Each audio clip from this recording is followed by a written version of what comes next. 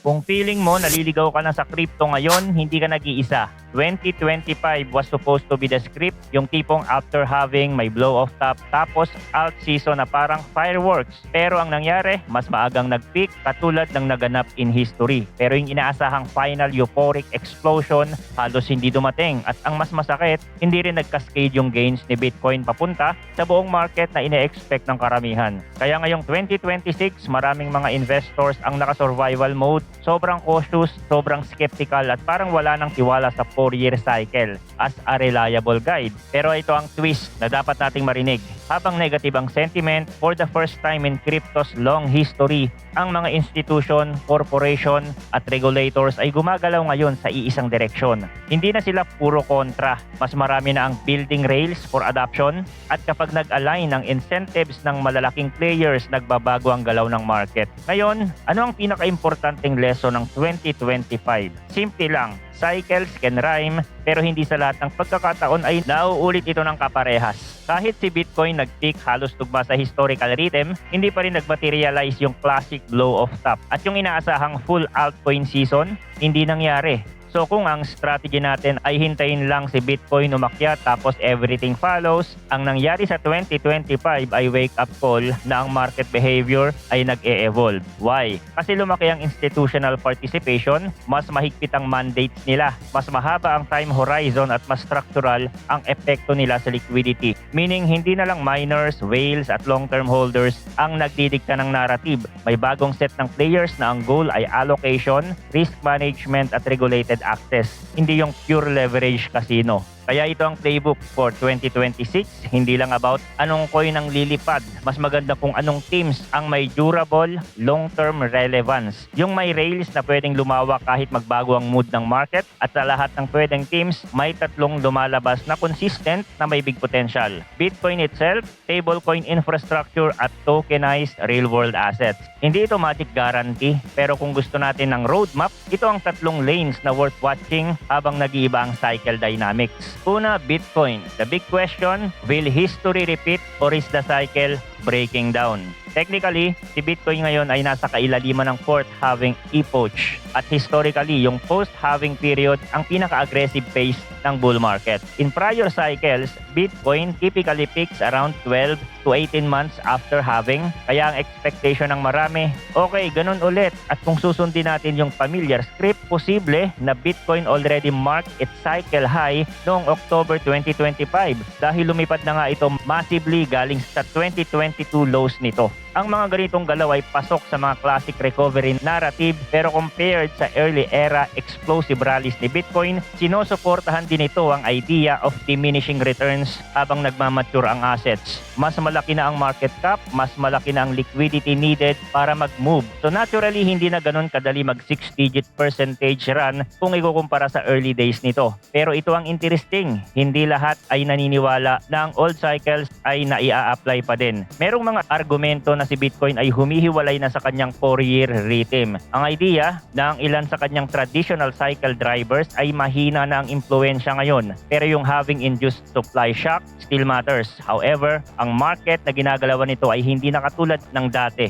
Andiyan ang interest rate volatility, highly leveraged speculative excess at ang mga old miners dictate slow story. Hindi na sila kasing dominant. Although hindi mawawala ang leverage, parte ito ng crypto, yes, pero after a sharp deleveraging phase nitong late 2025, karamihan ng open interest ay na-wipe out. At ang ganitong mga reset ay nakakabawas sa probability ng classic blow-off top driven purely by excess speculation. Sa madaling salita, kung mas kaunti ang overheated leverage, mas kaunti rin yung forced liquidation cascade na nagkikreate ng extreme peaks and extreme collapse. Pwedeng mas maging choppy, mas regime-based, mas macro-sensitive. And then, ang isa sa pinaka-importanting variable, institutional capital. Ang pagkaka-aproba ng spot Bitcoin ETF ay nagbukas ng pinto sa bagong wave. Pero ang pinakamalaking wave might still be ahead. Imagine kung paano nga ba nagwo-work ang finance. Merong mga wealth platforms, advisors, and large distribution networks na hindi basta-basta nag-flip ng switch. Nag-e-expand sila ng access gradually. Tinetesting muna nila ang demand tapos ina-update ang kanilang risk model.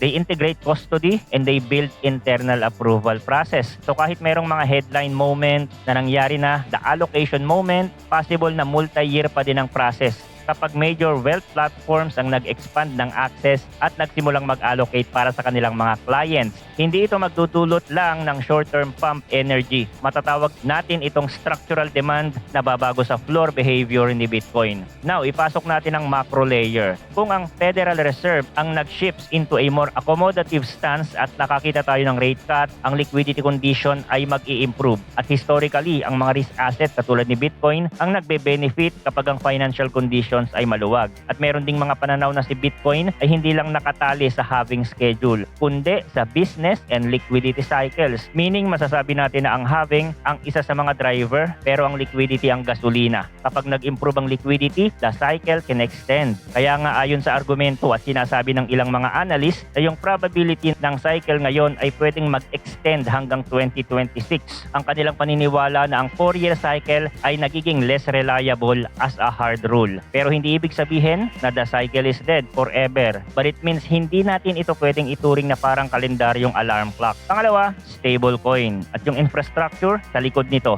Ito ang quiet success story ng crypto. Kung may isang bagay sa crypto na talagang may real world use na sobrang malinaw, stablecoin yun. Stablecoin ay digital tokens na nakapeg sa fiat currency gaya ng US dollar. Goal nila, stable value, hindi mag-pump. Dati pang traders lang siya, parang pang parking at panglipat ng funds. Pero over time, nag-evolve siya. Ginagamit na ito para sa payments, settlement at liquidity sa on-chain world. Kumbaga, naging plumbing of foundation layer siya ng maraming crypto activities. At lumaki na ng lumaki ang stablecoin market. Umabot sa biggest circulation at hindi na lang crypto traders ang nakaka-appreciate nito, pati policy makers at regulators. Nakita nila na malaking bahagi na ito ng financial system in the making. Kaya may mga bagong rules at frameworks na tinutulak para maging mas clear ang issuance, reserves at oversight. Bakit mahalaga ito? Kasi kapag malinaw ang rules, mas madali pumasok ang mga banks at malalaking financial firms nang hindi sila takot na baka biglang maipit sa legal issues. May direksyon pa nga na pinaplano na pwedeng payagan ng regulated banks na mag-issue ng payment stablecoins through approved subsidiaries.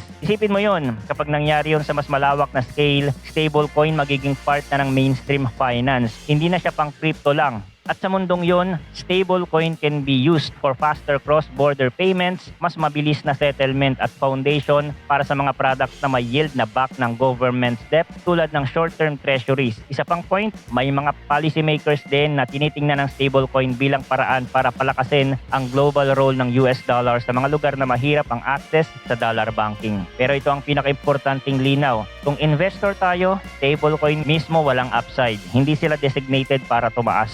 Ang opportunity ay nasa mga kumpanyang gumagawa ng infrastructure, yung issuers, custodians, compliance providers, blockchain networks, at payment rails. Sila yung kumikita at lumalakas habang lumalaki ang adoption para siyang roads and toll gates. Hindi ikaw bibili ng kalsada, pero kung may exposure ka sa gumagawa at nag-ooperate ng kalsada, doon nagkakaroon ng long-term value. At makikita na rin natin, pati mga traditional na kumpanya, pumapasok na. May stablecoin issuers na nag-public debut, may big fintechs na nag-launch ng sarili nilang stablecoins. Ibig sabihin, stablecoins hindi na tinitingnan bilang niche crypto product. Tinitingnan na siya bilang future payment infrastructure. At pangatlo, tokenized real-world assets. O tokenized assets, ito yung bridge ng Wall Street papunta sa blockchain. For years, naririnig natin yung tokenization. Parang concept lang. Lahat ng asset ilalagay sa blockchain. Pero ngayon, nagiging mas real siya dahil may malalaking financial players na actual na gumagawa ng tokenized funds, tokenized bonds at settlement platforms. Ibig sabihin yung traditional assets like treasuries, private credit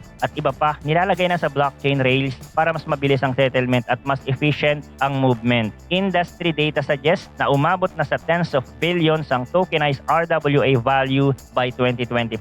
At ang unang leader dito, private credit at US Treasury-backed product. Bakit yun ang una. Kasi institution love yield at love familiar asset. Kung mabibigyan natin sila ng parehong asset class pero mas mabilis ang settlement at mas programmable ang access, attractive yun. At lumalawak na rin ang scope, may tokenized stocks at equity-like products na nagkakaroon ng traction lalo na sa labas ng US. Kasi maraming crypto users gusto ng 24/7 access. Pero ang stock market traditionally may opening and closing hours. Tokenization can potentially bring more flexible access depende sa rules ng bansa at platform. May mga crypto exchange at fintech platforms na nag-e-explore nito at pinapakita nito na may demand para sa traditional assets on-chain. At dito papasok ang advantage ng mga kumpanya na may regulatory positioning at custody infrastructure. Kasi kapag mas naging mainstream ang tokenized assets, ang malaking tanong, sino ang may kakayanang mag-custody, mag-comply at mag-settle ng maayos? Kung sino ang may strong rails,